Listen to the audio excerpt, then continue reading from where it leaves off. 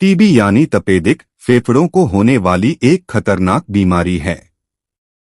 इसके शुरुआती लक्षणों को पहचानना बहुत जरूरी है। अगर आपको लगातार 2 हफ्ते से ज्यादा खांसी आ रही है, खून वाली खांसी हो रही है, तेज बुखार, रात को पसीना आना, अचानक वजन कम होना और हमेशा थकान महसूस होना, तो ये टीबी के संकेत हो सकते हैं। इस बीमारी से डरने की नहीं, समय पर जांच और इलाज कराने की जरूरत है। क्योंकि टीबी पूरी तरह से ठीक हो सकती है, बस सही समय पर इलाज शुरू होना चाहिए।